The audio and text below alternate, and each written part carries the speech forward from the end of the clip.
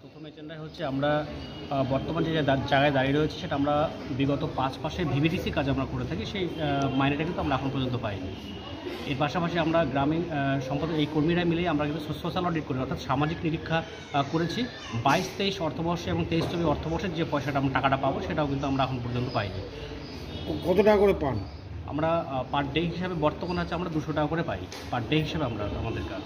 কতজন আছে মালদা জেলায়? মালদা জেলায় আমাদের প্রায় 1100 জন রয়েছে। মূলত আপনাদের কাজটা কি? আমাদের কাজ হচ্ছে বাড়ি বাড়িতে আমাদের হাউস, অর্থাৎ বাড়ি বাড়িতে আমরা সার্ভে করি, যেটা আপনার ডেঙ্গু যাতে না হয়, জমা জল যাতে না থাকে, ডেঙ্গু সার্ভেটা আমরা মূলত করে থাকি। মহিলা কতজন আছে, পুরুষ কতজন আছে? মহিলা আছে 460 জন। এটা আপনার কোন সংগঠনের ব্যানারে করছেন? সারা বাংলা গ্রামীণ সম্পদ কর্মী সংগঠন। এটা কি তৃণমূলের সংগঠন? হ্যাঁ, ওনারই মানে আন্ডারে আমরা আছি। আজকে কি হচ্ছে তার জন্য? আজকে আমাদের জেলা সম্মেলন রয়েছে। এখানে কি আলোচনা হবে? এখানে আলোচনার মূল বিষয় হচ্ছে আমরা আগামী এই মাসের 12 তারিখে আমাদের রাজ্য সম্মেলন রয়েছে একটা, এবং কলকাতাতে রয়েছে রাজ্য সম্মেলন। এর পাশাপাশি আমাদের ডেপুটেশন রয়েছে আমাদের কলকাতাতে 12 তারিখে। বুঝি আপনাদের দাবি দাবা যদি না মানে কী করবেন তাহলে? আমরা বৃহত্তর আন্দোলন করবো, এবং বর্তমান জায়গাতে যেহেতু আমরা মানে আমাদের মাননীয় মুখ্যমন্ত্রীর আন্ডারে আমরা রয়েছি, ওনাকে সমর্থন নিয়ে আমরা কিন্তু আন্দোলনে নামবো। মানে কার বিরুদ্ধে আন্দোলন করবেন? না, সরকারের বিরুদ্ধে আমাদের আন্দোলন।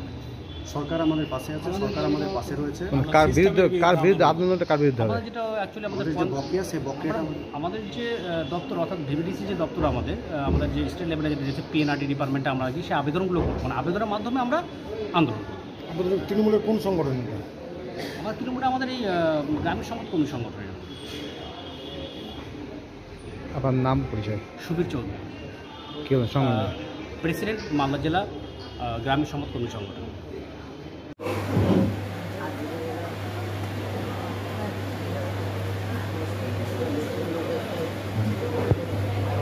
তো আজকে আমাদের সারা বাংলা গ্রামীণ সম্পদ সংগঠন বা সংগঠনটা আমরা যে করেছিলাম এবং তার একটা দীর্ঘায়িতভাবে করেছিলাম, গঠন হয়ে গেল।